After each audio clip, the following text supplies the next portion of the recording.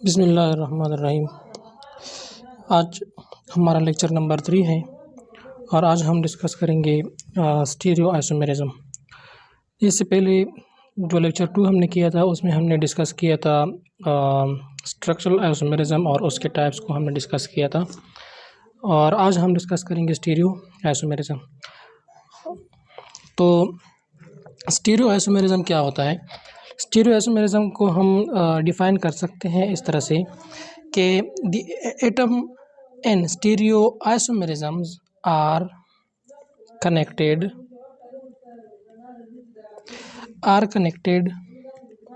in the same way but are arranged in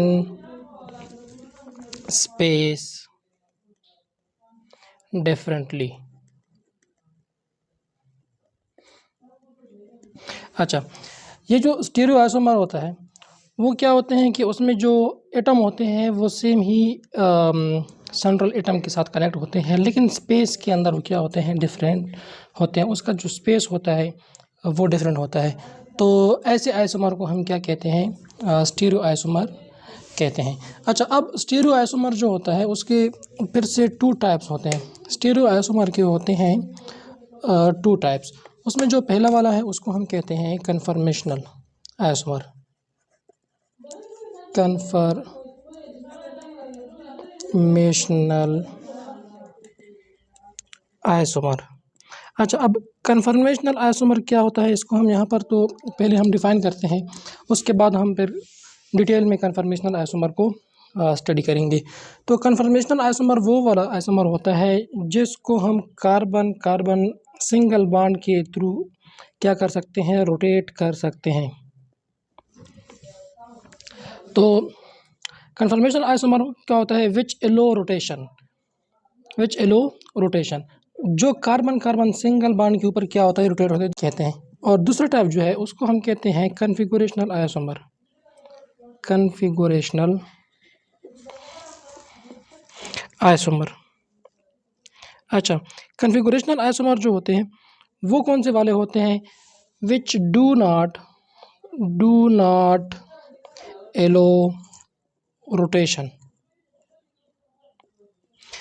अच्छा, configurational isomer वो वाले होते हैं जो रोटेशन को एलो नहीं करते। अब ये वाले एलो क्यों नहीं करती? क्योंकि यहाँ पर क्या होता है, कन्फिगुरेशन में हम जब बात करते हैं तो डबल बॉन्ड यहाँ पर होता है। अब जब हम डबल बॉन्ड, देखो लेट सपोज ये हमारे पास डबल बॉन्ड है, अब इसकी अगर हम रोटेशन करते हैं तो ये फिर हमारे लिए पॉसिबल नहीं है, क्योंकि यहाँ पर इसमें से एक पेन को क्या होना होगा, ब्रेक होना होगा।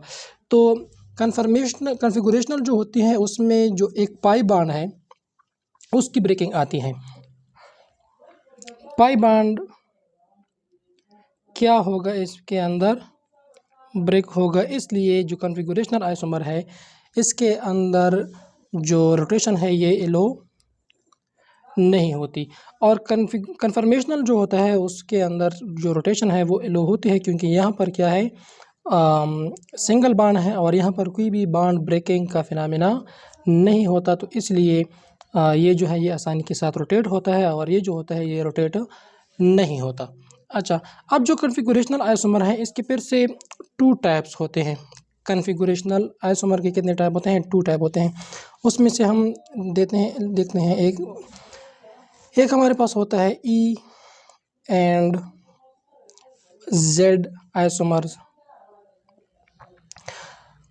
और दूसरा वाला जो होता है वो होता है हमारे पास आइसोमर्स विद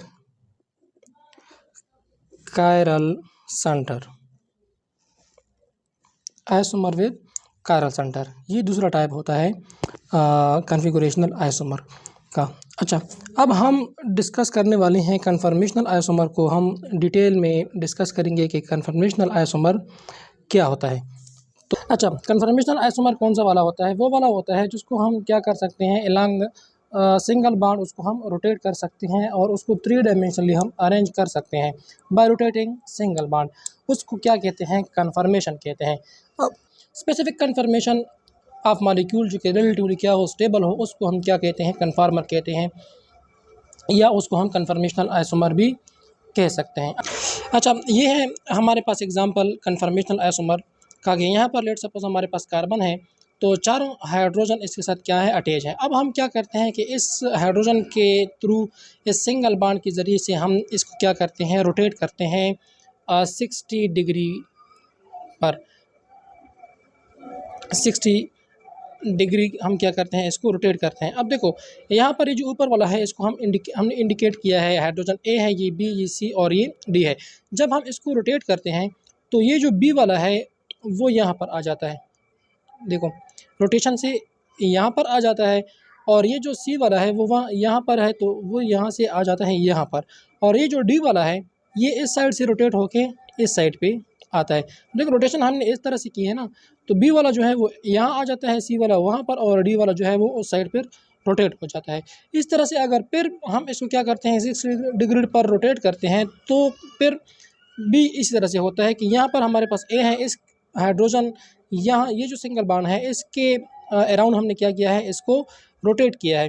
तो यहाँ पर जो सी था, सी जो है ये यहाँ से रोटेट होके आया है और यहाँ पर शिफ्ट हुआ है, और डी जो है, डी यहाँ से शिफ्ट होके अपनी पोजीशन उन्होंने चेंज करके यहाँ पर आई है, और बी जो है वो यहाँ से शिफ्ट होके यहाँ पर आई है। अब अगर हम फिर इसको क्या करते हैं, रोटेट करते हैं 60 डिग्री, तो फिर वापस से ये जो दोनों मॉलिक्यूल हैं ये एक दूसरे के साथ फिर क्या हो जाते हैं, सेम हो जाते हैं। अब देखो यहाँ पर हाइड्रोजन ए है, यहाँ पर भी हाइड्रोजन ए है, ये हाइड्रोजन बी है, ये भी हाइड्रोजन बी है, ये हाइड्रोजन सी है और ये भी हाइड्रोजन सी है, ये हाइड्रोजन डी है और ये भी हाइड्रोजन डी है।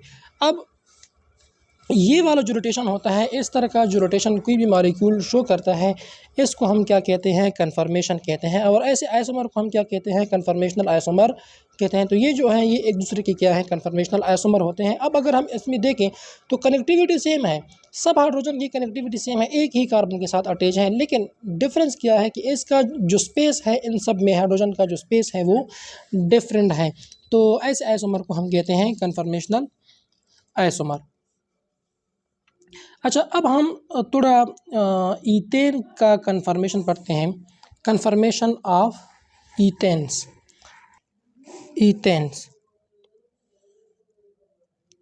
या कन्फर्मेशन ऑफ ईथेन। अब देखो ईथेन का फार्मूला क्या होता है, ये है ईथेन, और इसका स्ट्रक्चरल फार्मूला हम इस तरह से लिख सकते हैं। ये सारे क्या हैं, ऊपर नीचे ये सारे हाइड्रोजन है। अब ये वाला चूंकि इसके बीच में क्या है, सिंगल बॉन्ड है, तो इसके रोटेट करने से हमारे पास डिफरेंट कन्फर्मेशनल आइसोमर बनते हैं ईथेन के। तो वो वाले आइसोमर जो हैं वो अब हम डिस्कस करते हैं। तो इस ईथेन को जब हम क्या करते हैं, जब रोटेट करते हैं, ईथेन को जब हम रोटेट करते हैं through single bond, around single bond, जब हम ईथेन को क्या करते हैं, रोटेट करते हैं, तो हमारे पास दो कन्फर्मर जो होते हैं वो बनते हैं। इसमें एक वाला होता है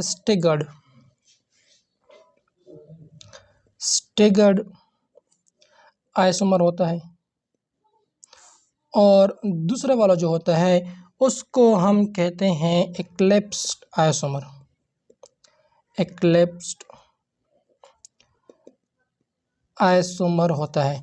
अब इसमें जो स्टेबल वाला है ये है स्टेबल, और ये जो है ये समवट लेस स्टेबल है। अब इन दोनों को भी हम डिस्कस करेंगे कि स्टेगर्ड आइसोमर कौन सा वाला होता है, एक्लिप्स्ड कौन सा वाला होता है, और ये स्टेबल क्यों होता है, और ये लेस स्टेबल क्यों होता है, ये अभी हम पढ़ने वाले हैं।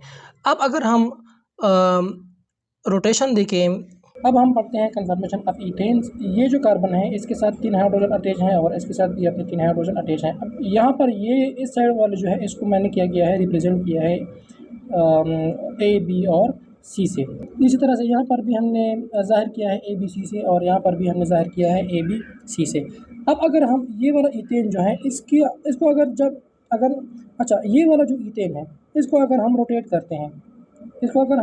करते हैं बाई 60 डिग्री, तो यहाँ पर ये वाला जो हाइड्रोजन है ये अपनी जगह रिप्लेस करवा लेता है। ये जो सिर्फ लाइन होता है ये होता है प्लेन के ऊपर होता है, और ये जो होता है इसको हम कहते हैं सॉलिड वेज होता है, ये इस तरह से फिल होता है। सॉलिड वेज जो होता है इसका मतलब यह है कि ये प्लेन से इस तरह से बाहर निकला है, प्लेन से बाहर निकला है। और ये जो ये जो डैश डैश होता है इसको हम कहते हैं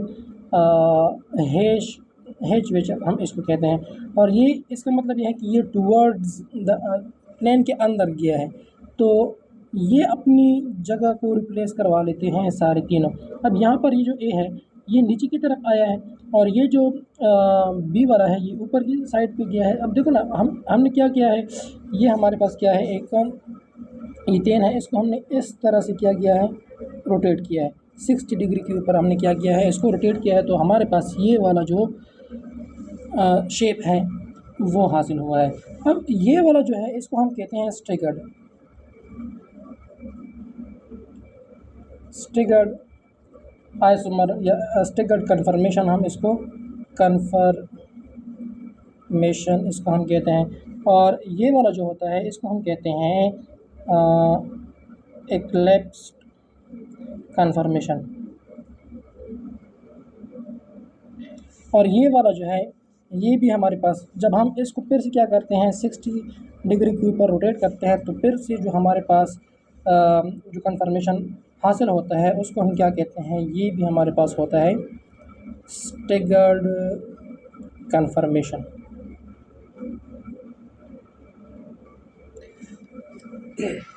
अच्छा, अब इसको समझने के लिए हम इस बात करते हैं कि जो स्टिगर्ड वाला होता है वो स्टेबल क्यों होता है और जो एक्लिप्स होता है वो लेस स्टेबल क्यों होता है। तो उसके लिए हमारे पास क्या है, दो तरह के प्रोजेक्शन होते हैं, उसको हम क्या करते हैं।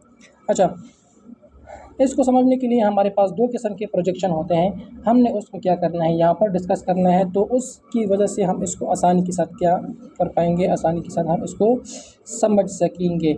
तो उसमें जो पहला वाला है, एक हमारे पास होता है साहार्स प्रोजेक्शन, एक वाला जो होता है वो होता है साहार्स प्रोजेक्शन, और दूसरा वाला है न्यूमैन प्रोजेक्शन, न्यूमैन प्रोजेक्शन। अब हमने पहले इन दोनों को क्या करना है, सीखना है। तो सबसे पहले हम बात करते हैं साहार्स प्रोजेक्शन की, तो वो मैं यहाँ पर लिख लेता हूँ, उसके बाद फिर हम उसको डिस्कस करते हैं। हम बात करते हैं साहार्स प्रोजेक्शन की कि ये हमें किस तरह से हेल्प करता है to understand different conformational isomer of ethane. अब देखो, ये हमारे पास क्या है, ईथेन है, यहाँ पर ये एक कार्बन है और ये एक कार्बन है, और ये क्या है, इसके साथ हाइड्रोजन अटैच है।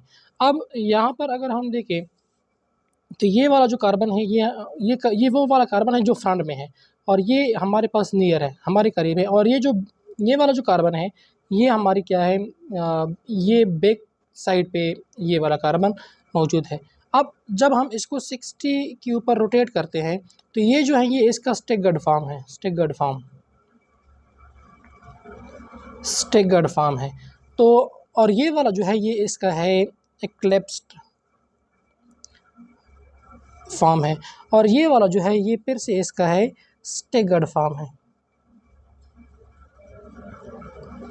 अच्छा, अब स्टिगर्ड और एक्लिप्स को समझने के लिए हमने एक चीज़ को समझनी होगी जिसको हम कहते हैं dihedral angle.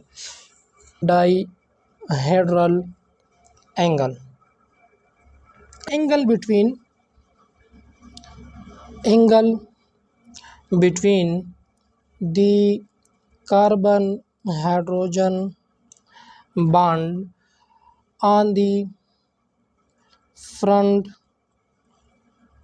and back carbon. और ये जो डाइहेड्रल एंगल है ये हमें क्या करता है, इसका जो साइज़ है ये हमें स्टेबिलिटी के बारे में बताता है, ये हमें एनर्जी के बारे में बताता है कि अगर डाइहेड्रल एंगल जो है ये ज़्यादा है तो स्टेबिलिटी क्या है, ज़्यादा है। लेकिन अगर डाइहेड्रल एंगल कम है तो स्टेबिलिटी भी क्या है, स्टेबिलिटी जो है वो भी कम है। अच्छा, अब हम यहाँ पर देखते हैं अच्छा, डाइहेड्रल एंगल क्या हुआ? यहाँ पर हमने डाइहेड्रल एंगल की हमने डिफिनेशन ये की कि ये कार्बन और हाइड्रोजन है और ये कार्बन और हाइड्रोजन है। अब इन दोनों के बीच में जो एंगल बनती है उसको हम क्या कहते हैं? डाइहेड्रल एंगल कहते हैं। अब हमने ये वाला भी देखना है और यहाँ पर भी देखना है कि यहाँ पर ज़्यादा है या यहाँ पर ज़्यादा है। जहाँ पर एंगल ज़्यादा बनती है वहाँ पर स्टेबिलिटी ज़्यादा होगी, जहाँ पर एंगल कम बनती है वहाँ पर जो है स्टेबिलिटी कम होगी। अब अगर हम यहाँ पर देखें तो डाइहेड्रल एंगल यहाँ पर ज़्यादा है और यहाँ पर कम है। अब ज़्यादा होने की वजह से ये इसकी जो स्टेबिलिटी है वो ज़्यादा है और इसकी जो एनर्जी है वो कम है। और यहाँ पर जो है इस डाइहेड्रल एंगल जो है एक्लिप्स फॉर्म में जो स्मॉलेस्ट वाली होती है वो होती है 0।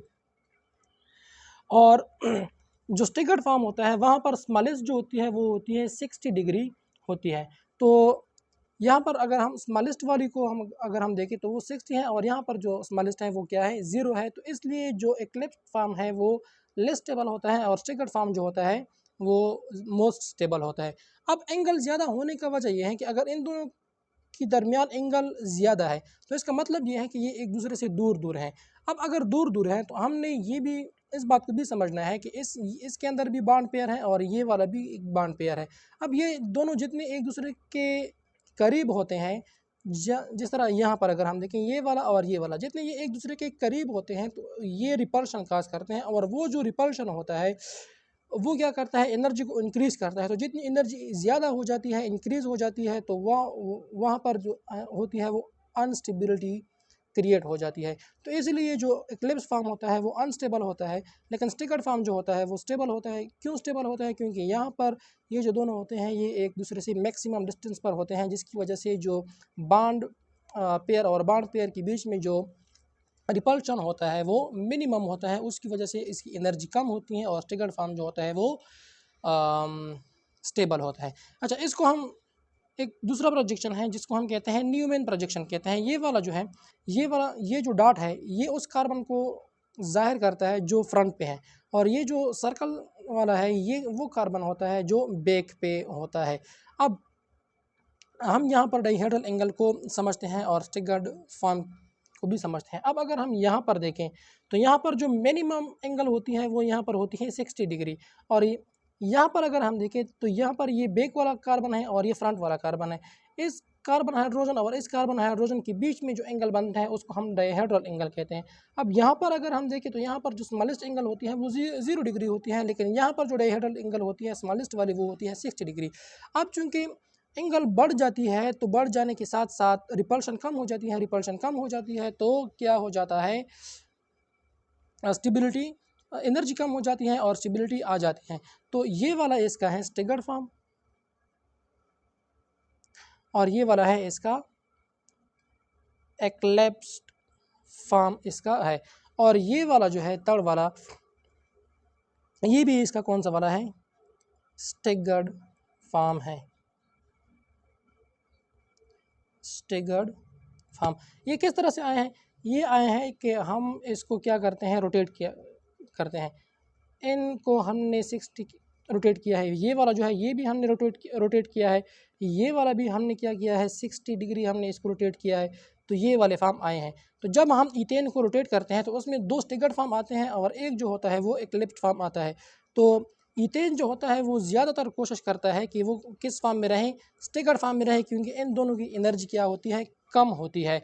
और चूँकि ये एक दूसरे के साथ इंटर कन्वर्टेबल हैं तो देखो अब ये वाला जो है स्टिगर्ड फॉर्म जो है ये अनस्टेबल होता है, इसकी एनर्जी हाई होती है।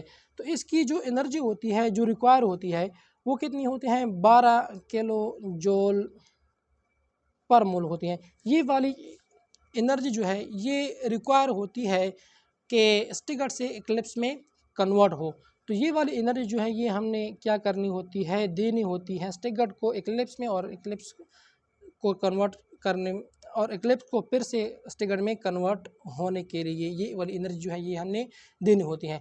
और इस एनर्जी को क्या कहते हैं? इस एनर्जी को हम कहते हैं energy barrier, energy barrier to rotation. लेकिन ये जो एनर्जी है ये बहुत कम है और ये रूम टेम्परेचर पर पॉसिबल होती है कि ये जो होती है, अगर हमारे पास ईथेन है तो वो रूम टेम्परेचर पर नॉर्मली क्या होता है, इंटर कन्वर्ट होता है एक्लिप्स में और साथ में स्टेगर्ड में कन्वर्ट होता है। और पर सेकंड जो रेट होता है इंटर कन्वर्जन का, वो होता है पर सेकंड जो इंटर कन्वर्जन होता है, पर सेकंड जो इंटर कन्वर्जन होता है स्टेगर्ड और एक्लिप्स के बीच में, वो होता है 1 × 10⁻11 टाइम्स पर सेकंड। तो 1 सेकंड के अंदर ये इतनी मरतबा क्या होते हैं, एक दूसरे के अंदर कन्वर्ट होते हैं। लेकिन जो ईथेन होता है वो ज़्यादातर किस फॉर्म में प्रेफर करता है, स्टेगर्ड फॉर्म में, क्योंकि ये वाला जो है ये स्टेबल है। अब अगर हम इसका ग्राफ ड्रा करें, यहाँ पर हम छोटा सा ग्राफ ड्रा करते हैं। अच्छा, ये हमारे पास क्या है, ग्राफ है जिससे हम इजीली समझ सकते हैं कि स्टेगर्ड और जो एक्लिप्स फॉर्म होता है उसके बीच में एनर्जी